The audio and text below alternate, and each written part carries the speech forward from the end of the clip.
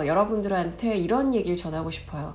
제가 지난 10년간, 아니 제 인생을 통틀어서 이제까지 어떤 외국어를 배웠고 또 어떻게 배웠으며 왜 배웠는지에 대한 이야기를 공유해보고자 합니다. 저는 어떤 일을 하는 데 있어서 이 동기라는 거, 왜 그걸 해야 하는지가 굉장히 중요하다고 생각하거든요. 만약 그게 정확하지 않으면 그 일을 지속할 수가 없어요. 그렇기 때문에 이번 영상이 영어든 일본어든 중국어든 스페인어든 뭐 이탈리아어든 프랑스어든 어떤 외국어를 배우시는 분들한테든 간에 어떤 동기랑 자극이 됐으면 좋겠다는 마음에서 제 이야기를 한번 공유해 보겠습니다. 저희가 늦어도 초등학교 고학년이 되면, 아니 요즘은 유치원생만 돼도 영어를 배우기 시작하잖아요. 그런데 저는 초등학교 5학년쯤에 알파벳을 시작했어요. 굉장히 늦게 시작한 거죠. 옛날 사람 같은데 네, 사실입니다. 그렇게 초등학교 5학년 때 배웠고 진짜 영어 스피킹을 시작했던 건 10대가 아닌 20살 이후였기 때문에 어떻게 보면 영어를 굉장히 늦게 시작한 편이에요. 자, 그러면 저의 일단 10대 시절 스토리를 한번 들려드릴게요. 10대 때 저는 막연하게 한 초등학교 고학년 때쯤부터 중학교 때까지 정말 외국 영화를 너무 좋아했어요. 정말 외국 영화를 보는 걸 좋아하다 보니까 같은 영화를 또 돌려보고 또 돌려보고 또 돌려보고 했던 것 같아요. 그 당시에는 DVD가 있어서 그 DVD를 사기도 했었고, 특히나 제가 좋아했던 영화가 뭐 리걸리 블론드라고 하죠. 네, 금발이 너무해. 아니면 브리짓 존스의 일기. 브리짓 존스의 일기는 조금 나이가 고등학교가 넘어서 봤던 것 같아요. 네, 그렇게 뭔가 외국 영화들, 그리고 Catch Me If You Can, 뭐 디카프리오가 나온 영화는 뭐 거의 다 봤죠, 그쵸?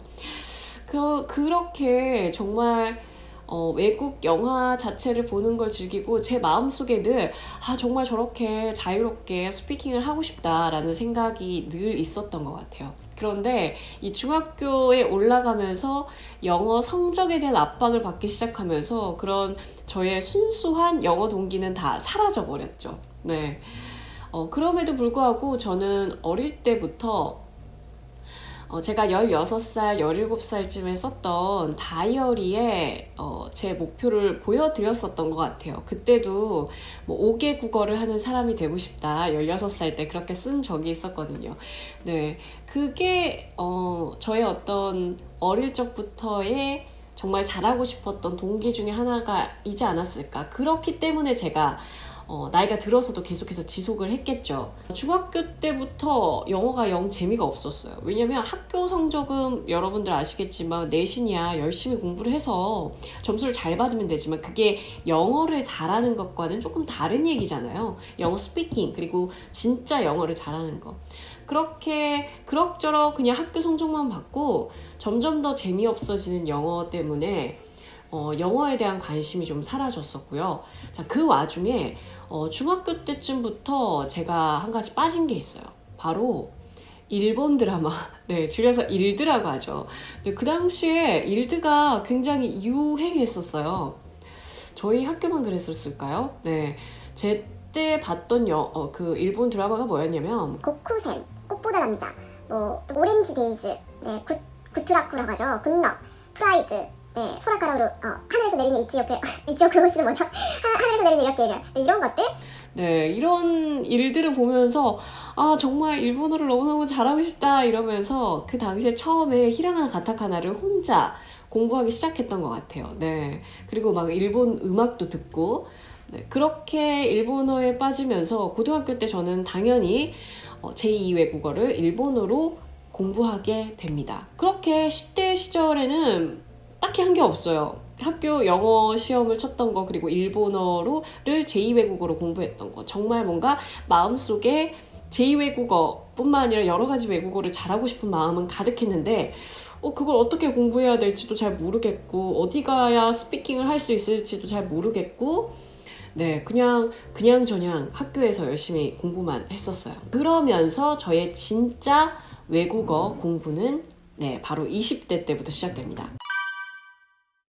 제가 대학교 들어가자마자 제일 열심히 했던 건 뭐 여러 번 제가 다른 영상에서도 말씀드렸지만 배낭여행을 준비하는 거였어요. 유럽 배낭여행에 대한 로망이 있었거든요. 어릴 때부터. 나 정말 대학생이 되면 배낭여행을 혼자 가야지 라는 생각에 학교에 들어가자마자 정말 뭐 과외 아르바이트를 하면서 3년간 정말 돈을 열심히 모았습니다. 네, 그렇게 2년 반 정도 돈을 모아서 학교를 휴학하고 80일 정도 유럽 여행을 갔던 거예요. 진짜 별의별 일들이 다 있었는데 여러분들한테 지금 오늘 그 얘기를 해드리면 이 영상은 여행 영상이 되기 때문에 나중에 혹시나 기회가 된다면 다시 말씀드리겠고요. 그 80일 정도 여행을 통해서 전 정말 많은 걸 느꼈던 것 같아요. 왜냐하면 뭐 여행을 혼자 해보신 분들은 아시겠지만 저도 혼자 여행을 갔었거든요. 나라마다 사용하는 언어들이 다 달라요. 그러니까 잉글리시를 사용하는 게 아니잖아요. 물론 저희는 기본적으로 해외에 나가면 영어로 쓸 수밖에 없겠지만 각자의 고유한 언어가 있다라는 거, 그리고 나가서 그 다양한 국민들을 만나다 보면 다 그 국민성이라는 게 좀 있단 말이에요. 굉장히 활발하고 말을 자주 걸어오시는 분들이 있고 굉장히 뭔가 질문을 해도 냉담한 분들이 또 계세요. 물론 이거를 하나의 국민성으로 잡아서 얘기 드리기는 뭐하지만 보편적으로 그런 느낌이 있다라는 거예요. 3년 내내 모았던 돈, 500만 원이 넘는 돈을 썼긴 하지만 저는 그럼에도 불구하고 제 인생에서 어떻게 보면 가장 잘한 일 중 하나, 제가 개인적으로 선택했던 가장 잘한 일 중에 하나라고 생각합니다. 그 이유는 제가 그렇게 유럽 여행을 갔다 오고 나서 정말 해외에 나가서 잠깐이라도 공부를 해보고 싶다라는 생각을 가지게 됐고, 그래서 프랑스로 교환학생을 갔던 것 같아요. 네, 그 프랑스를 선택했던 이유에 대해서는 조금 이따 다시 말씀드리겠지만 대학교를 다니면서 정말 다양한 각종 대외 활동을 했었는데 외국인들을 만나는 프로그램들을 굉장히 자주 했었어요. 그러니까 외국인들한테 한국어를 가르쳐주는 뭐 한국어 도우미 같은 활동도 많이 했었고, 그리고 국내에 있는 유학생들, 외국 유학생들이랑 함께 만나서 뭔가 활동할 수 있는 것들을 굉장히 많이 하면서 영어 스피킹을 하려고 노력을 했었죠. 그리고 아침에 뭐 영어 하는 모임에도 가고 정말 갖가지 노력들을 했습니다. 그 이후에 또 뭐 토익, 토플, IELTS, 토스, 토익 스피킹 뭐 여러 가지 시험들을 치기도 했었고요. 아마 그게 분명 제가 또 영어를 디벨롭 시키는데, 발전시키는데 도움이 됐을 거라고 생각해요. 영어를 하면서 또 일본어도 계속 했었어요. 제가 호텔관광대학교, 저희 학교에 호텔관광대학교가 있었는데 그 호텔관광대학교에 일본 관광, 제가 정확히 기억이 안 나요. 정확히 그 학과의 이름이. 왜 일본어를 배우는 호텔 관광대 내에 있는 일본어를 배우는 학과였는데, 그 당시에 제가 일본어를 그래도 학교 내에서 배울 수 있는, 가장 손쉽게 배울 수 있는 방법이 그 학과를 선택하는 거라고 생각을 해서 제가 거기 다니면서 또 새로운 일이 벌어져요. 왜냐면 그 호텔 관광대의 특징상 외국 친구들이 굉장히 많았었거든요. 당시에 제가 사귀었던 친구들 중에 우즈베키스탄이나 아니면 뭐 카자흐스탄 이쪽에서 온 친구들이 많았었는데 그 친구들이 다 러시아어를 쓰더라고요. 그래서 제가 러시아어를 그 친구들을 통해서 또 배우게 됩니다. 그러다 보니까 뭔가 또 공부를 하고 싶은 거예요. 그래서 러시아어를 또 몇 개월간 공부를 하게 됐었죠, 당시에. 또 이런 다양한 대외 활동들을 하다 보니까 또 새로운 분들을 많이 만나잖아요. 그렇게 해서 우연히 한 프랑스인 오빠를 만나게 돼요. 네, 굉장히 한국어를 잘하던 프랑스 분이셨는데 그분 덕분에 프랑스어에 대해서 관심을 가지게 됐고, 제가 어떻게 보면 프랑스로 교환학생을 가기로 결정한 결정타를 날렸던 것 같아요. 네, 그분이 또 강의를 하셨거든요. 프랑스어 강의. 그래서 프랑스어 강의를 몇 개월 동안 이 프랑스에 교환학생 가기 전에 공부를 하게 됐어요. 네, 그 오빠랑, 그 오빠 이름 분우아 오빠였는데 잘 있는지 모르겠네요. 그렇게 지금까지 20대 중반이 되기 이전에 저는 영어, 일본어, 러시아어, 프랑스어를 접하게 됐어요. 그리고 제가 프랑스에 가서는 진짜 프랑스잖아요. 그러다 보니까 학교에 프랑스어 수업이 있었어요. 아예. 왜 학교 처음 들어가면 무슨 프랑스어 시험을 쳐요. 그러면서 그 프랑스어 시험을 쳐서 반 레벨을 나누거든요. 그래서 내 레벨에 맞는 반에 들어가서 프랑스어 공부를 하기 시작했고요.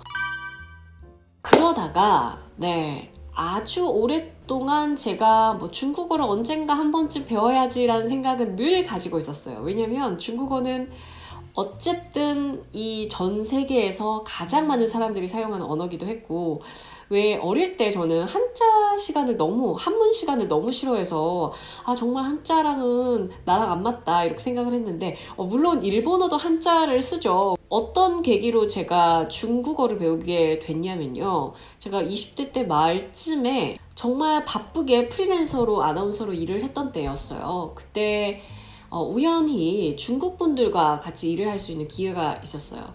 당시에 처음 왕홍이라는 말을 알게 됐고, 그분들과 함께 제가 온라인 라이브 방송을 하게 됐거든요. 그분들이랑 방송을 하면서 진짜 중국어를 좀 해야겠다라는 생각이 들었었어요. 왜냐면 제가 영어로 같이 대화를 하고 또 영어로 이야기하고 진행하기도 하기도 했었는데, 이게 보시는 분들이 다 중국 분이다 보니까 라이브 방송에서 뭐 자막이 떠도 하나도 못 읽잖아요. 그게 너무너무 갑갑한 거예요. 그리고 제가 방송을 하는데도 다자하오 시지나 여기까지만 하니까 뭐 더 이상 할 게 없죠.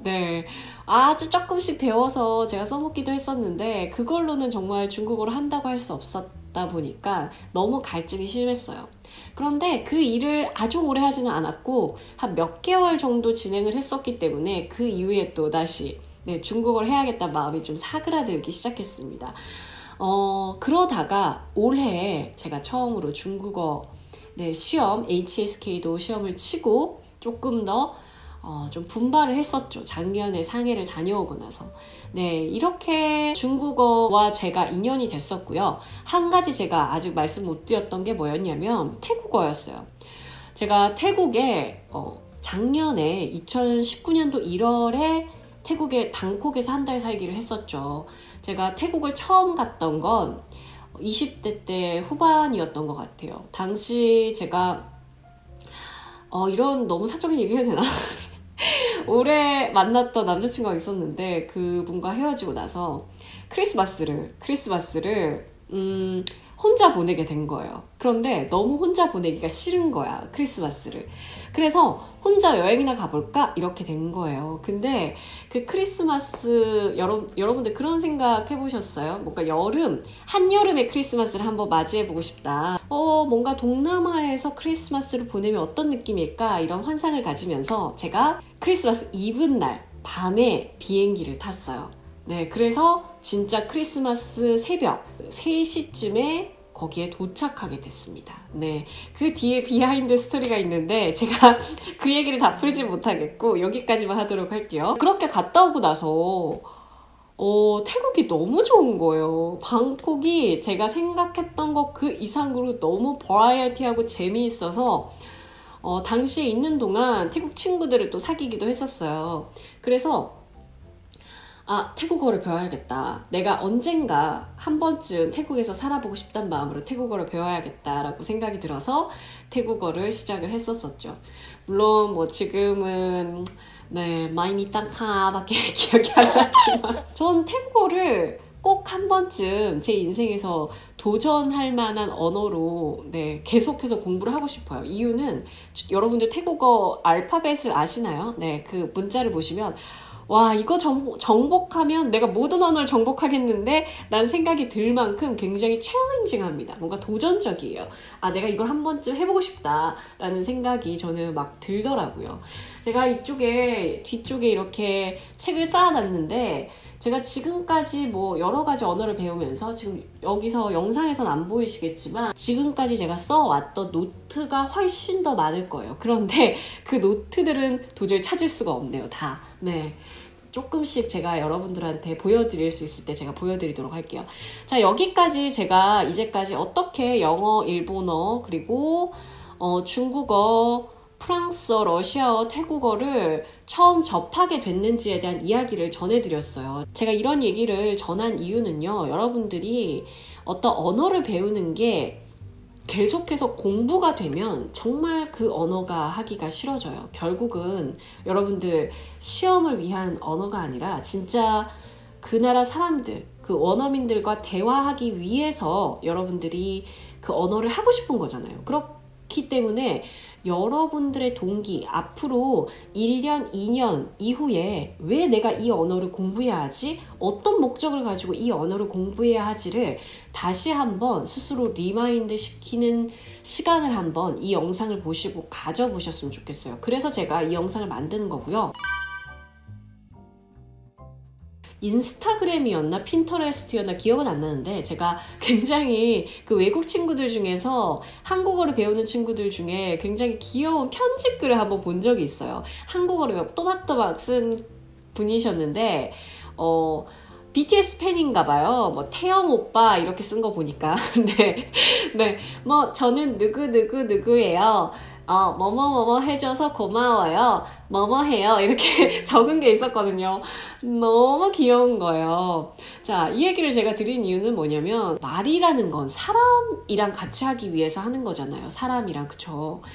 여러분들이 그 말을 쓰는 사람들, 그 나라 사람들을 좋아하는 게 첫 번째예요. 굉장히 본질적인 얘기를 말씀드리는 거예요. 이게 굉장히 중요합니다. 여러분들이 영어를 잘하기 위해서요. 제가 앞으로도 뭐 외국어 컨텐츠, 영어 컨텐츠는 계속 만들 거예요. 그리고 저도 지금 액팅 잉글리시를 진행하면서 뭐 조만간 라라랜드도 오픈하고 계속 여러분들이랑 같이 공부를 해 나가겠지만 여러분 정말 그 온라인 강의 끊고 공부하기 힘들죠. 왜 안 하시잖아요.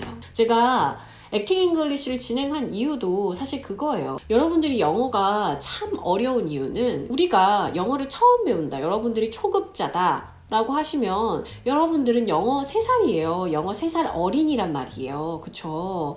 영린이죠. 영린이. 네, 요즘 다들 헬린이 무슨 리니라고 하는데 네, 영린이잖아요. 그런데 여러분들이 영린임을 인정하고 싶지 않은 거야. 왜냐면 지금까지 영어를 10년 이상 해왔거든. 앞으로 저의 이야기가 여러분들이 새로운 공부를 하는데 도움이 계속 되셨으면 좋겠고요. 어떤 한 가지 새로운 언어를 안다는 건 그 세계로 들어갈 수 있는 문의 키를 가지는 거예요, 여러분. 그렇기 때문에 그런 세상들, 새로운 세상들과 접할 때마다 여러분들은 정말 무수한 기회에 놓이게 된다는 걸 여러분들이 한번 경험해 보셨으면 좋겠어요. 제가 일본어를 하기 시작하면서 일본 친구들이 생겼잖아요. 네, 여러 번 제가 또 영상에서 보여드리기도 했었는데 그렇게 새로운 사람들과 교류한다는 거, 새로운 문화를 접한다는 건 인생을 굉장히 풍요롭게 만들어주는 일이라고 저는 생각을 해요. 그런 어떤 기쁨과 재미를 여러분들이 좀 느껴보셨으면 좋겠고요. 여러분들이 영어하는 의미가 그런 데서 좀 찾으시면 조금 더 계속해서 지속할 수 있는 동기부여를 얻을 수 있지 않을까 생각합니다. 제가 영상이 길어져서 오늘은 여기까지 마무리하도록 할게요.